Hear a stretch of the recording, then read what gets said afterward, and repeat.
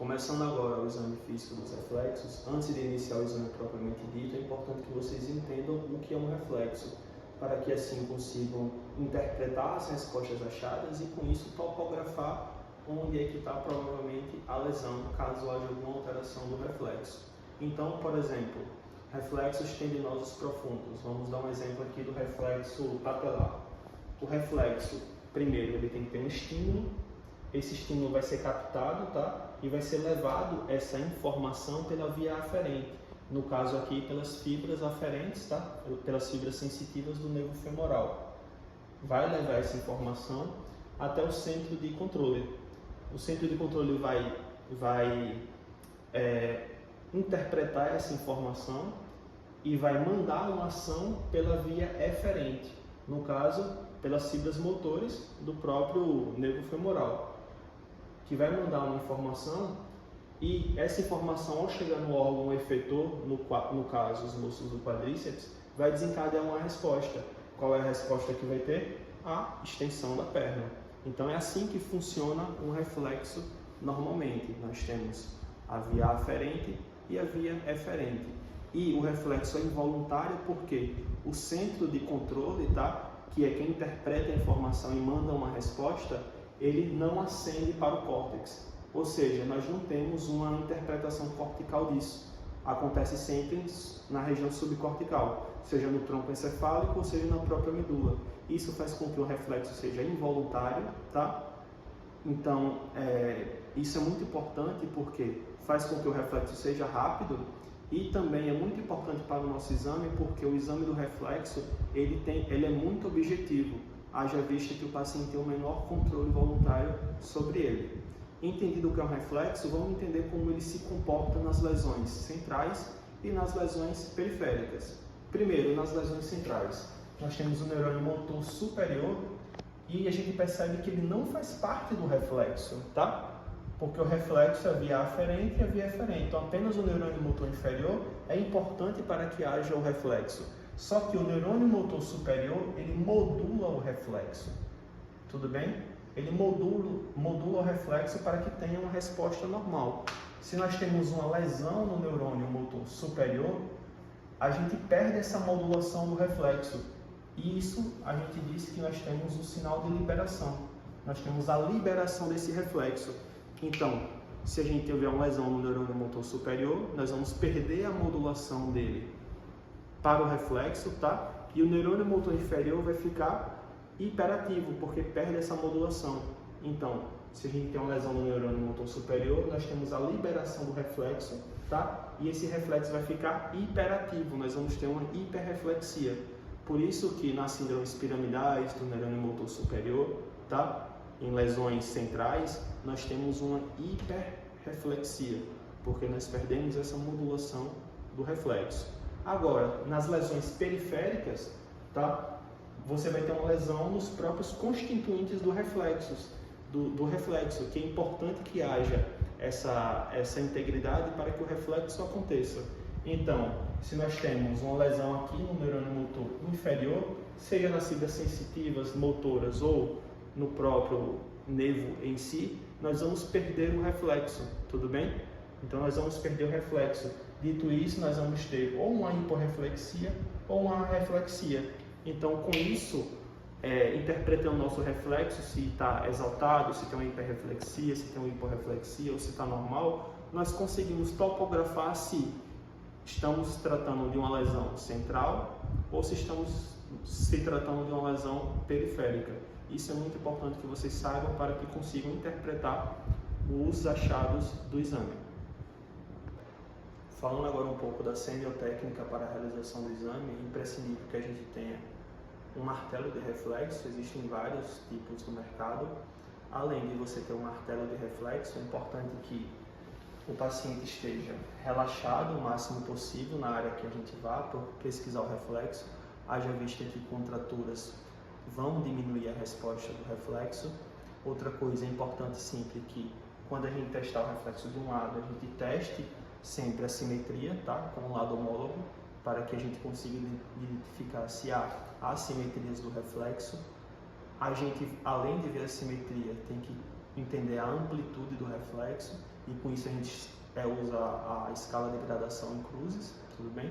Então 0 é a reflexia, 1 cruz é um reflexo, né, uma hiporreflexia, um reflexo diminuído, 2 cruzes é um reflexo normal, 3 cruzes é um reflexo aumentado e 4 cruzes é uma hiperreflexia com ou sem clomos. Além de simetria da amplitude, a gente tem que ver também a área provocadora do reflexo. Cada reflexo tem a sua área provocadora específica. Por exemplo, reflexo patelar na região infrapatelar, tá?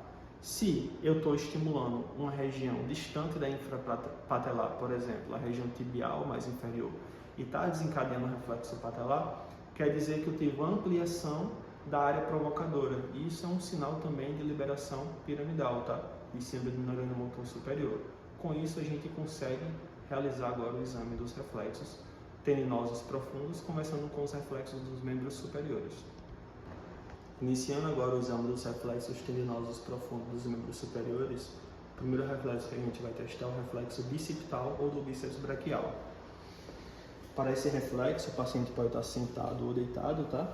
A gente apoia o braço do paciente, pode relaxar, tá? É muito importante pedir para ela relaxar, porque se ela estiver contraída, isso pode inibir o reflexo.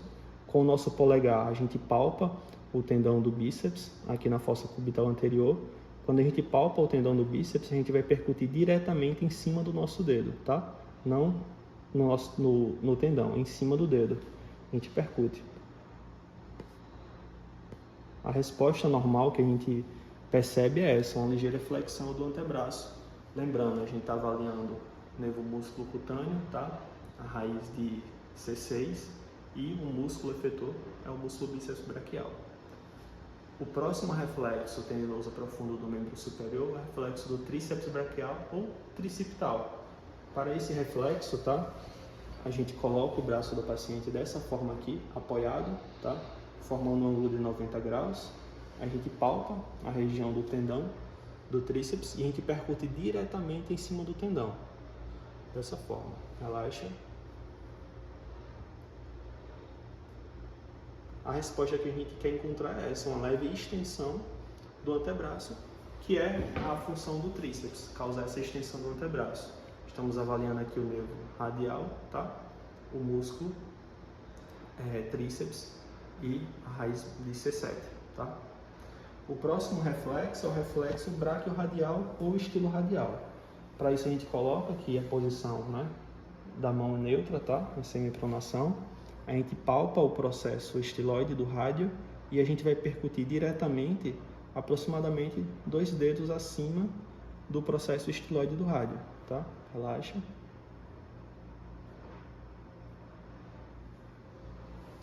A resposta normal que nós esperamos é uma flexão, tá?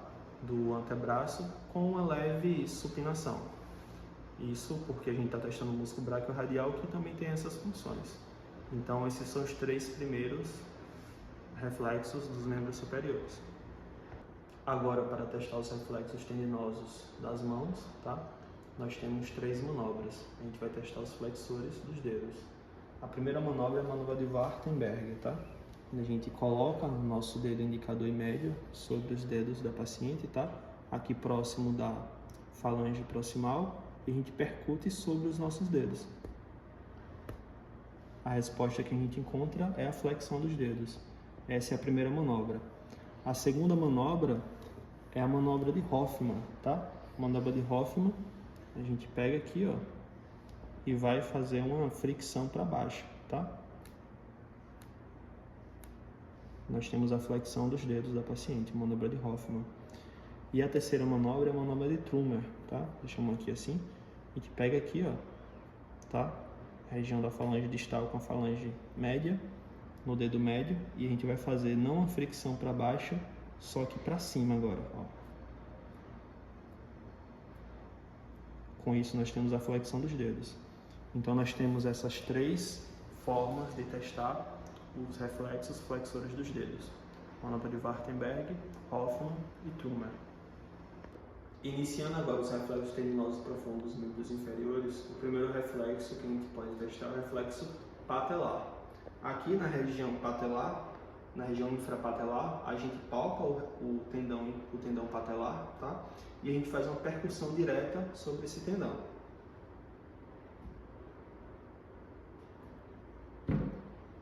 A resposta normal esperada é que haja uma extensão da perna, tudo bem? Lembrando que a gente está testando ali a região de L4, tá? Os músculos efetores e os músculos do quadríceps.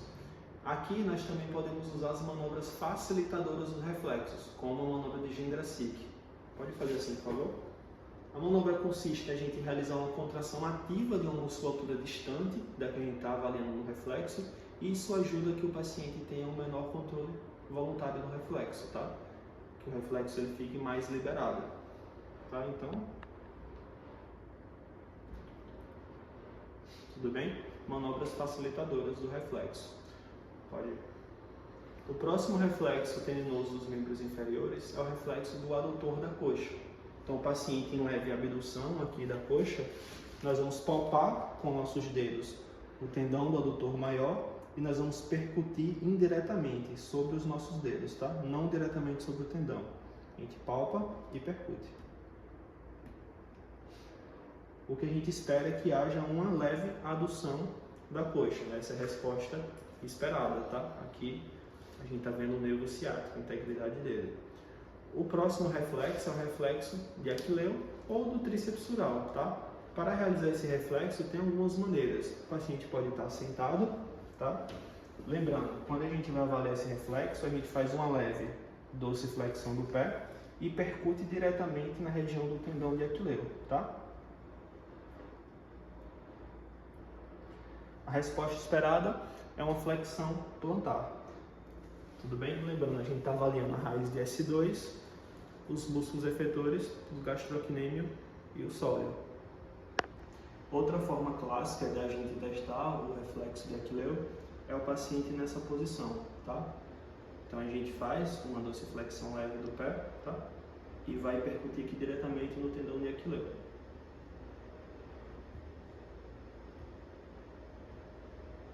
A gente espera justamente que ele faça uma flexão plantar do pé. Testando agora os reflexos cutâneos superficiais, nós temos dois reflexos principais: reflexo cutâneo plantar e os reflexos abdominais. Aqui no reflexo cutâneo plantar, nós iremos estimular a região plantar do pé do paciente dessa forma. De novo. A resposta esperada é que haja uma flexão dos artérios, tudo bem? Dos dedos do pé. Então a gente vai fazer de forma póstero-anterior, tá? E de lateral para medial, esse estímulo cutâneo, tudo bem? Repetindo. E a resposta esperada é que haja uma flexão dos dedos do pé. Se houver uma resposta inversa, ou seja, uma extensão do hálux com os dedos abrindo em leque, nós dizemos que é o sinal de Babinski, que é um sinal muito importante na neurologia, que indica síndrome do neurônio motor superior, tá? Síndromes piramidais, o sinal de Babinski. Testando agora os reflexos cutâneos abdominais, a gente vai fazer uma estimulação, tá? Na região abdominal em 3 níveis. O nível superior, médio, na altura da cicatriz umbilical e inferior. E a resposta normal que nós deveremos achar é uma contração da musculatura ipsilateral aqui ao lado que nós estamos estimulando. Então, começando sempre de lateral para medial. Então, superior, médio, inferior. De um lado e do outro.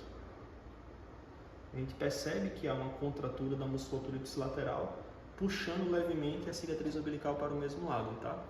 Esse é o reflexo cutâneo abdominal. Então, com isso, nós finalizamos o exame dos reflexos tendinosos profundos e superficiais. Para mais vídeos sobre o exame neurológico, se inscrevam no canal. Dá like e comenta também para aumentar o engajamento, ajuda-nos a incentivar a ir mais longe.